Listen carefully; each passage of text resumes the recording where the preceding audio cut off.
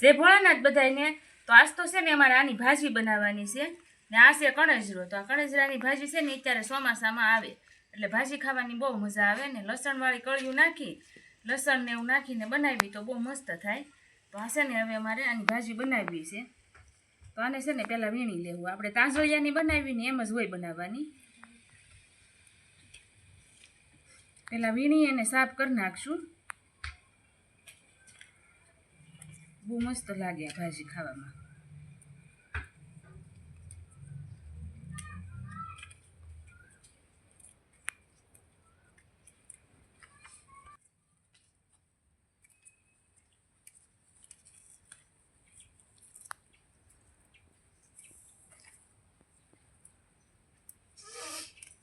આપણે જો આ ભાજી વીણી લીધી છે અને હવે આને છે ને સુધારી નાખવાની છે.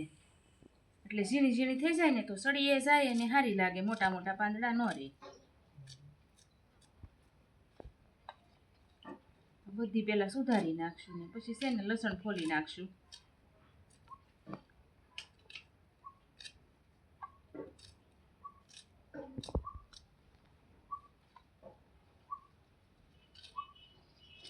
અને જો તમને આ ભાજી બધાને ભાવતી હોય તો કમેન્ટમાં લખીને મોકલજો.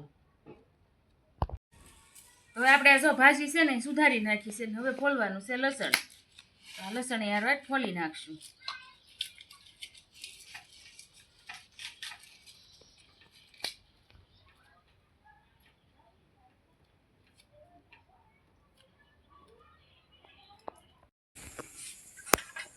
હવે જો આપણે આ ભાજી છે ને એને વઘારવાની છે. તો આમાં પાણી નાખી દીધું છે ને આ ભાજી છે ને ધોઈ નાખી છે. અને હવે છે ને જીરું નાખી દેવું આમાં. અને આ છે લસણની કળીઓ. તો લસણની કળી છે ને થોડીક લાલ થઈ જાય ને પછી આ ભાજી નાખી દેવાની છે.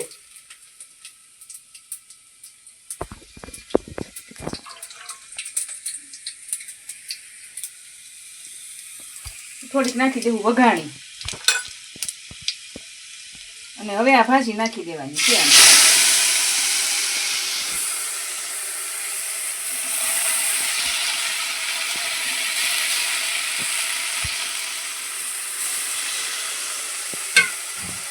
હવે નાખશું થોડુંક એવું મીઠું. આ બધા મસાલા હળદર ને ધાણા જીરું એવું નાખી દેવું.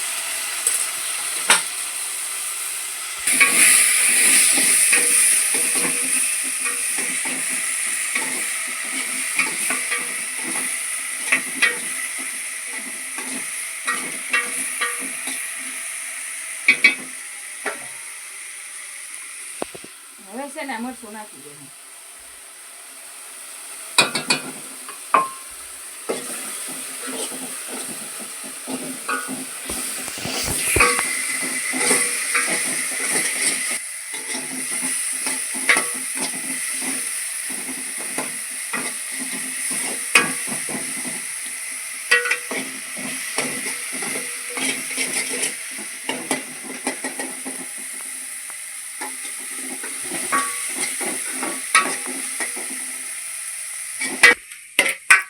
હવે જો આ ભાજી આપણી થઈ ગઈ છે તૈયાર.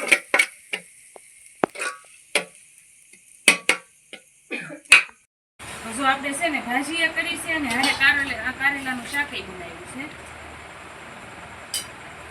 અને આ છે ને ફરાળી ખીચડી છે, સાબુદાણા ને બટેટાની ખીચડી કરી છે. અને ભીંડાનું શાક બનાવ્યું છે. એટલે ભાજી થોડીક જ બનાવી છે. ભીંડાનું શાક છે. હારે બનાવી છે રોટલી. તો હવે અમારે બેસવાનું છે ખાવા. જો વિડીયો ગમે તો લાઈક શેર અને સબસ્ક્રાઈબ કરવાનું ભૂલતા નહીં.